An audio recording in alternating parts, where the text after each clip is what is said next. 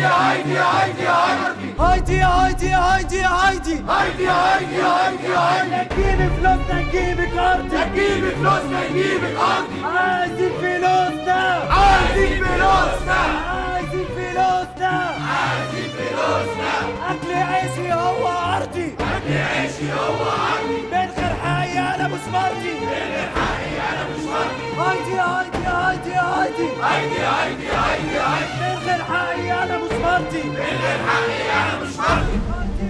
يعني انا عايزه افهم عايزين مني ايه دول؟ هم مش شايفين ان السياحه في البلد وضعها زي الزفت؟ ده بدل ما يحمدوا ربنا ان بقالهم 4 شهور بس ما قبضوش. الشركات التانية مسرحه موظفينها من 3 سنين، وانا طول الفتره دي وانت عارف بديهم مرتباتهم من جيبي. يعني المفروض اعمل ايه؟ اصرف عليهم؟ اذا كنت انا لسه مش عارفه هقفل الشركه دي ولا هخليها. يا نادر ليه ما حدش بيقدر؟ ليه ما حدش بيحس؟ ممكن تهدي شويه وبعدين تعالي نخرج من باب الجراج وسيبيهم يخبطوا دماغهم في اقرب حيطه. لا، احنا نطلب لهم البوليس يجي يمسك كام واحد فيهم ويهش الباقيين، وبكده هيمشوا على طول، بدل ما احنا قاعدين محبوسين في الشركه ومش عارفين نطلع. البوليس مش حل يا نجوان. هايدي انت لازم تطلعي تتكلمي معاهم، اطلعي قولي لهم اي حاجه، اوعديهم مثلا انك هتدفعي لهم نص مرتباتهم اهو يمشي نفسهم بيها. هايدي الناس موقفهم القانوني سليم، وبعدين مفيش اي حاجه مكتوبه في العقود بتاعتهم عن ظروف السياحه. ايه اللي انت بتقوله يا نادر؟ ادفع لهم ايه ونص فلوسهم ايه ويمشوا نفسهم ايه؟ هو انت المحامي بتاعي ولا بتاعهم؟ ولا انت عشان حضرتك انت وخطيبتك بتاخدوا مرتباتكم فيبقى خلاص؟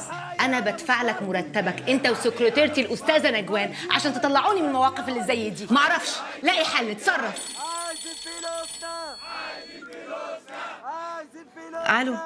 ايوه يا حبيبي، ايوه يا مرمى. مفيش، عندي مشكله كبيره في الشغل ومش عارفه احلها. معقولة يا حياتي عندك مشكلة؟ وأنا عايش في الدنيا؟ إيه خلاص بقى أروح أموت نفسي. العمال اللي عندي عاملين اضراب وعايزين مرتباتهم، وانت عارف كويس قوي الشركه ما فيهاش فلوس. اعمل ايه؟ اتصرف ازاي؟ عمال إيه اللي تشغلي بالك بيهم دول؟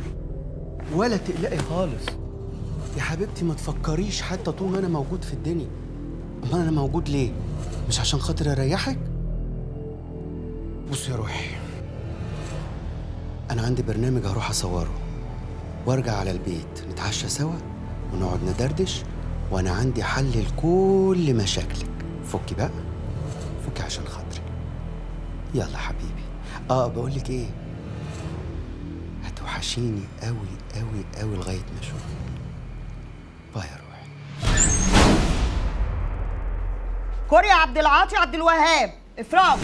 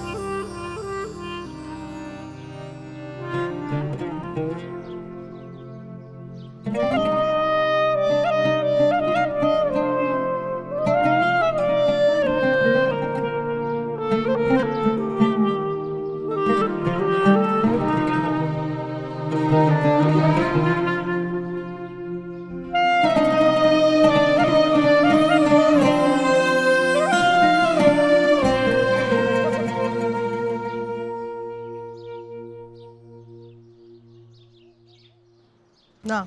الحمد لله على السلامة يا كوريا. انت مين؟ أنا جاي أخدك بالعربية. وخلي شكري فين؟ عنده شغل وبعتني أنا أخدك. يلا. هلو هلو everybody، ازيكم يا جماعه؟ ازيكم؟ وحشين هايدي يا حبيبتي، وحشاني موت. سوري، ايتين صاحبتي واسم الدلع ايتين. اقعدي يا حبيبتي اقعدي. ايه تقعد فين؟ انت يا استاذه بمنظرك ده يلا انزلي تحت استني البيه في عربيته، ولا اقول لك خلي اللي تحت دول ياكلوكي، احنا عندنا اسرار شغل. يلا. لا نو بروبلم نو بروبلم. مفتاح العربيه اهو يا حبيبتي، استنيني في العربيه ومش هتاخر، ما تلعبيش في حاجه لاقرصك. ايه ده يا بابي؟ داخل عليا وساحبني في ايدك واحده مش عارفه منظرها ازاي، ده بدل ما تقف جنبي في الهم اللي انا فيه. وبعدين انت طلعت هنا ازاي؟ قصدي الحوش اللي تحت دول سابوك تطلع ازاي؟ ولا حاجه، قلت لهم وسعوا لي. وبعدين يا حبيبتي كل دول متربيين على ايدي قبل ما اسلم الشركه لحضرتك. ونعم التربيه الصراحه، عشان كده حبسوني انا وصاحبتي والمحامي بتاعي وسكرتيرتي هنا ويقولوا لي نجيبك ارضي. انا يتقال لي نجيبك ارضي يا بابي؟ مش هتعرفي تكبري عليا، هتفضلي طول عمرك محتاجاني. انا همشيهم لك.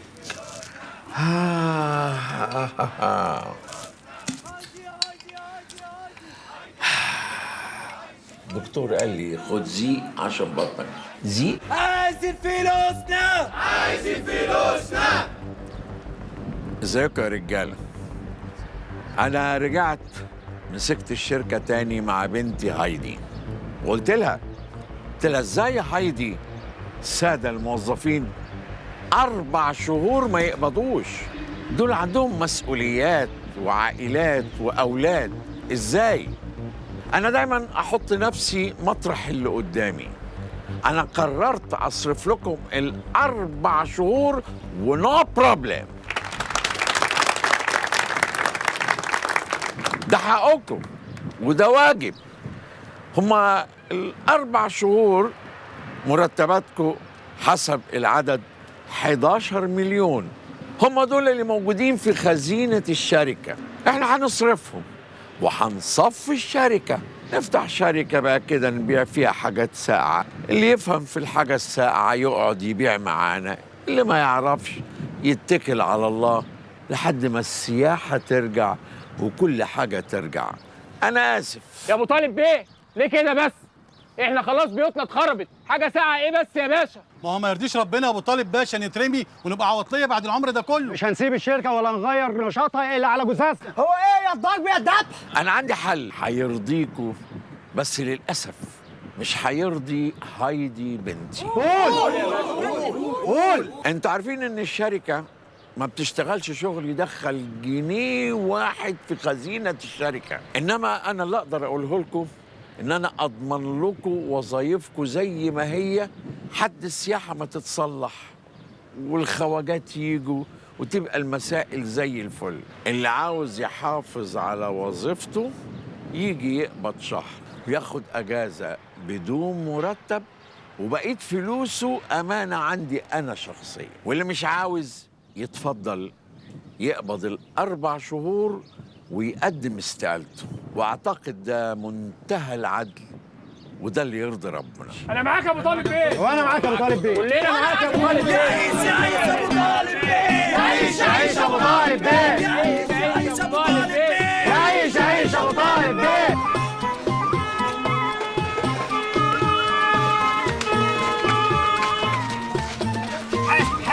ايه يا عم انت فرحان بالسماره؟ كوريا غد يا جدعان، كوريا غد يا مساعد. متشكرين يا برنس. ايه هتسيبيني كده؟ اخلع انت.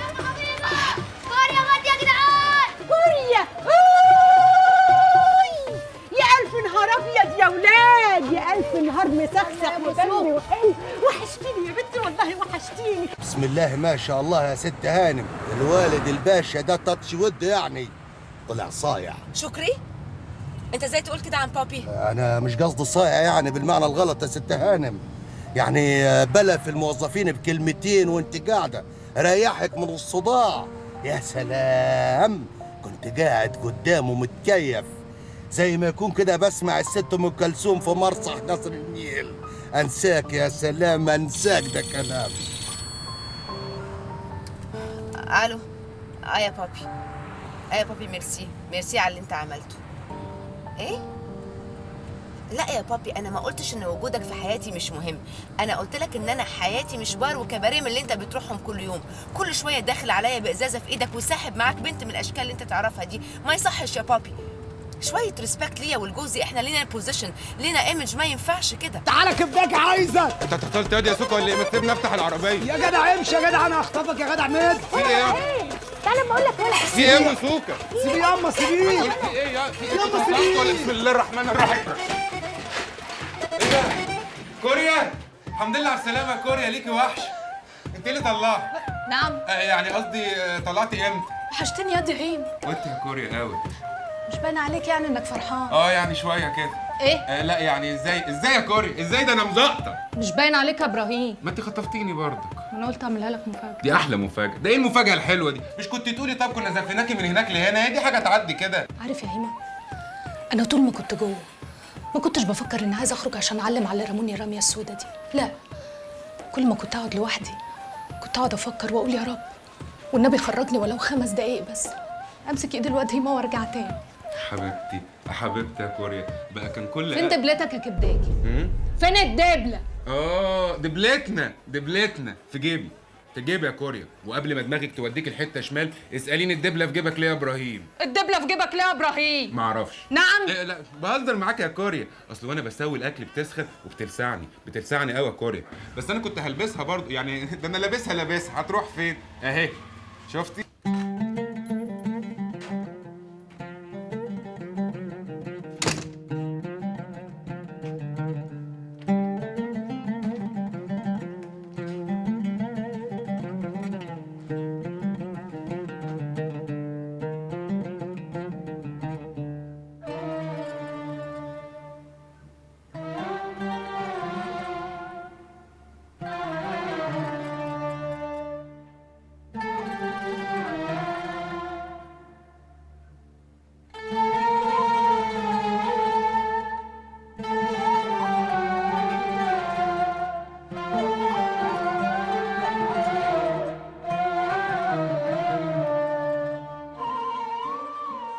حقك عليا يا يوم،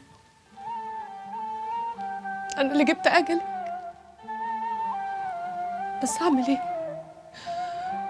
ولاد الحرام ما سابوش ولاد الحلال يعيشوا في حالهم حتى. بس وغلاوتك يا ام انا ما هسيب حقي، وغلاوتك ما هسيب حقي. مين؟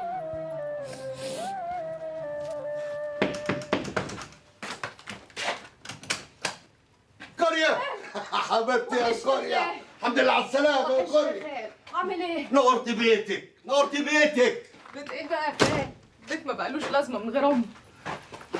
الله يرحمها، انا اللي قربت ميعادها من قهرتها عليا. معلش يا بنتي معلش، العمار بيد الله، ملناش في نفسينا حاجة. بس انت غلطانة يا كوريا. ايوه غلطانة انك رفضتي تقفي معاها في المحل. وانا كنت هشم على ظهر ايدي يا خال. انا كل الحكايه بس ان كان نفسي اشتغل مع الناس علوي على النت، ما اعرفش انهم نصايب عايزين يفركوا الخلق تحت رجلهم عشان يعلط. معلش يا بنتي، المكتوب مكتوب. بس انا عايز اقول لك حاجة، اوعي تكوني فاكرة انك عشان شايلة سابقة في السجن تبقي خلاص الخلق كلاتهم هنا عارفين انك داخلة السجن عن حق ولا باطل بقى يا خال؟ هما يعني كانوا بيكتبوا في الفيش والتشبيه جنب السابقه والنبي كانت مظلومه؟ بس ورحمه امي يا خال، انا ما هسيب الولايه اللي اسمها ليلى دي ابدا، عشان الولايه دي افترت عليا ودخلتني السجن سنه ظلم، ده انا اتعلم عليها اني ثواب. يا بنتي المكتوب مكتوب مهما طال الزمن، مهما طال. المهم يا كوريا، احنا عايزين يا بنت الناس نفرح بيكي، تتجوزي الواد الجدع اللي اسمه ابراهيم الكبداكي ده اللي استناكي سنه بحالها. واوعي يا كوريا، اوعي يكون الشمال اللي انت شفتيه في السجن ده هيكون زاغل لعينيكي. انت بنت ناس وبتربيه. شمال ايه يا خال؟ ولا لو كان ليا في الشمال كان ده يبقى حالي؟ بقول لك يا خال، في ناس كده اهو ظبطتها يمين، مهما الدنيا خبطت ولا رزعت فيها برضك ظبطتها يمين، ما تعرفش تمشي في الشمال. ما شاء الله عليك يا كوريا، كده اقدر اقول لك حمد لله على السلامه، انت كده طمنتيني. المهم بقى انزلي افتح المحل القديم بتاع امك ده وجدديه على مزاجك. تاني يا خال؟ كوافير تاني؟ ما قلت لك 100 مره خال انا ذكر، ماليش في مرقعه وسهوجه الحريم، بتخانق بيجي لي كرشه نفس، ما بستحملهمش، ما عنديش خلق ليه. اشتري خلق واسع للناس عشان يكفيهم. انزل اشتغلي تاني. في ايه دي؟ انت اللي اشتغلي وسندس هتعيش معاك هنا. سندس اللي انا شلتها سنه بحالها، قاعده معايا بحق ومرتي واولادي، اتخنقت انا كمان. ايه انت بتكروتني؟ ايه كميه الاخبار الزفت اللي انت جايبها لي دي يا اخي؟ خدت سندس مين اللي تيجي تقعد معايا؟ وبعدين تعالى هنا، انت بتقولي عايش في حج، يعني شايفني انا اللي عايشه في البيت الابيض يا خي؟ الله يرحمك يا غاليه. الله يرحمك يا اختي. لسه فاكر نظرتك ليا وانت بتموتي، لسه كلمتك في ودني، قلت لي كوريا مظلومه، قلت لك ايوه عارف، وقلت لي سندس مظلومه وغلبانه ولازم الاتنين يعيشوا مع بعض في بيت واحد. الله يرحمك. بقول لك يا خال تعالى خال. الله يرحمك. ايوه ما هو الله يرحمها. تعالى بس اقول لك، انا وصيه امي الله يرحمها دي ماشي على عيني وعلى راسي، بس امي كانت بتعرف ترعيني انا وهي. انا هعمل ايه فيها؟ انا احتاس بيها. سندس دي انت ما تعرفهاش، دي ربنا فاتح عليها فيها شيء لله. لما كانت عايشه معايا كانت الرزق من كل حته. جربيها يا بنتي، هتلاقي الرزق جاي لك من كل باب. الله يسامحك يا خال، والله العظيم بجد، عشان انت كده بتحملني فوق طاقتي. انا مش قلقان من ان السياحه هترجع تاني، لان انا متاكد ان شاء الله ان السياحه هترجع. ليه؟ لانه مفيش بلد في العالم زي مصر. طالعه فقريه زي امك، مش عارفه تعيل على واحد مريش ونضيف زي ده ينضفنا وينقلنا من الفقر اللي احنا عايشين فيه. لا، وقعتلنا في سنادر. الدكتور نادر، لا وايه، دكتور ومحامي في نفس الوقت. تفهميها ازاي دي؟ ونتن المرتين اللي جه زورنا فيهم جايب لنا فيهم ورد. ورد يا حيلتها، هنعمله شوربه ولا هناكله؟ يا باي ما بينزلش من زور. اهو ده بقى اللي لقيته وقع من الست هايدي، ما خدتوش لبسته انا. هو انا كنت لقيت حد احسن منه يا بابا وقلت لا؟ هي كده طول عمرها بيضلها في القفص من واحنا صغيرين، بتاخد المنجايه كلها تاكلها وتسيب لي انا البذر. لو ايه، انا لازم اكل البذر ده وابقى مبسوطه كده وفرحانه. انا بنت الشغاله بتاعتهم بقى. لا روح امك، انا مش مخلفك عشان اقعد جنبك والقوا في البذر اللي بيقع منك ومنها. انت تجيبي لنا القفص كله الهط فيه زي ما انا عايز وارمي البذر في الزباله. طب وانا بايدي ايه اعمله طيب؟ لا تعملي ولا ما تعمليش. بقول لك ايه، انت مزروعه وسط ناس بيدهوسوا على الفلوس بجزامهم، عالم عايشه في نعمه ما تستحقهاش. بقول لك ايه، انت تطلعي تنزلي تشقلبي حالنا اللي يعلم الكفر ده.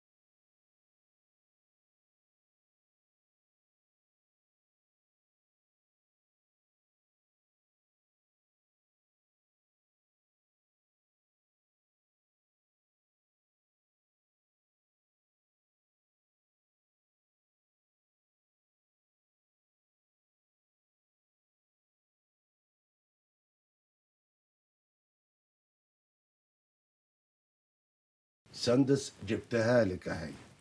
سندس دي خالتك، هتحطيها في نن عينك من جوا ما تزعلهاش. لو قالت لك في يوم انها شافت القمر في المطبخ في الحله، قولي لها شفته. القمر في الحل. قمري وحلتيه يا خال، انا ناقصه جنان؟ انت كده هتقلب لي شقه بروستان. ما كفايه فيلم الكرتون اللي شغال في دماغي ده، عرض مستمر ما بيخلصش. سعد بيحب البيض. سعد؟ بيض ايه؟ بيض ايه بتقول لك بيض؟ وبعدين مين سعد ده؟ اقعدي. بنت مجنونه. لا لا لا ما تخافيش ما تخافيش يا سندس. سعد مين؟ سعد الله يرحمه ابنها. الله يرحمه. بعدين دي مش مجنونه ولا حاجه، ما ماشي. تخافيش. ماشي اما نشوف اخرتها. بقول لك ايه، كوريا دي طيبه، كوريا دي تتحط على الجرح يشيط.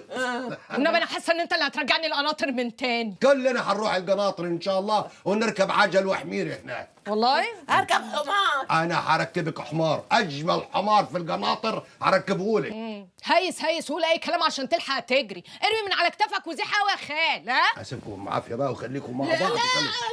لا سعد ما تخافيش، غير هدوء ونروح. استنى ما تسيبنيش معاه. يا بنت انت. يا بنت. نعم. عايزه الصحن. ابتدينا.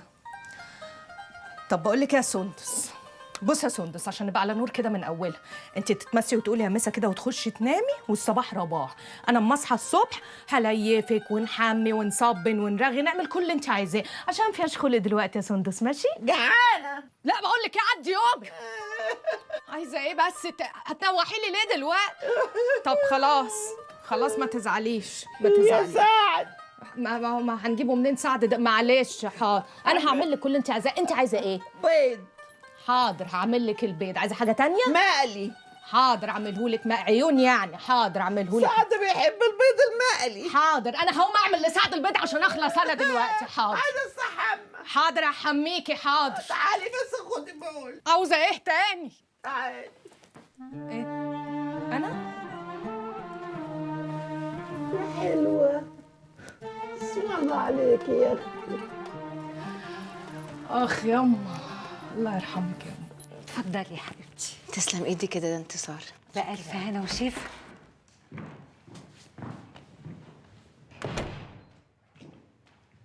حاجتين، روحي وقلبي وحياتي ودنيتي، كل حاجه لي، عمري. اقعد يا بيبي. انا بيبي بعشقك. حبيبي، انا بحبك قوي. انت امتى هتبطل اوفر يا حبيبي؟ امتى؟ انت ما انا مش قادر طبعا. الله، ما انت عارفه واحد بيحب واحده بجمالك لازم يبقى اهم حاجه في حياته انه يدلع البنوته. عارفه يعني ايه يدلع البنوته؟ يعني دلع البنوته. لا لا لا دلع البنوته. حبيبي بس انا كم مره قلت لك بطل اسلوب المعاكسه بتاع الوراق اللي انت بتعمله ده. حبيبي بيبي انت خلاص بقيت حاجه تانية. انسى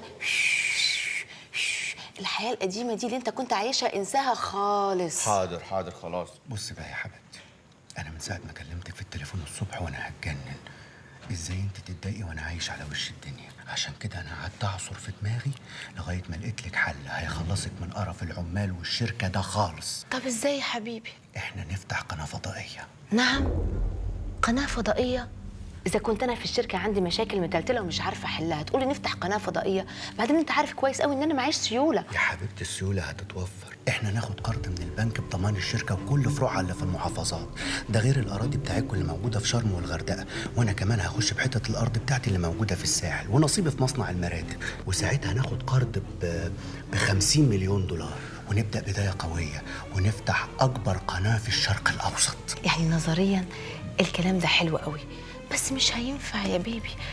انت عارف ان بابي ممكن يجرى له حاجه لو انا بعت الشركه، تضيع عمره كله فيها، مش هينفع. حبيبتي مين قال بس ان احنا هنبيع الشركه؟ احنا مش هنبيع حاجه، احنا كل ما في الموضوع هناخد الشركه ديت وندخلها من ضمن الضمانات اللي البنك هياخدها. غير كده انت عارفه وانا عارف ان الشركه دلوقتي ما بقتش تكسب. بس 50 مليون دولار ده مبلغ كبير قوي، يعني احنا حتى لو خدنا القرض ده هنسدد فلوسه ازاي؟ احنا الاصول اللي معانا ما تجيبش تلت المبلغ ده. يا حبيبتي ما تقلقيش، انا هعرف اسنجف كويس قوي. اسنجف؟ يعني ارستق. اظبط الورق بتاع البنك ده كويس قوي، بحيث ان الاصول بتاعتنا تساوي ثمن القرض كويس قوي، وفي خلال 5 سنين بالظبط هنسد القرض وهنكسب كمان. وبعدين يا حبيبتي، انت عارفه زمان كانوا بيقولوا ايه؟ ها؟ ايه؟ اي حاجه فيها اكل هتكسب. دلوقتي اتغيرت شويه، بقت اي حاجه فيها اكل ودان الناس هتكسب. بنصحك تديري بالك على حالك.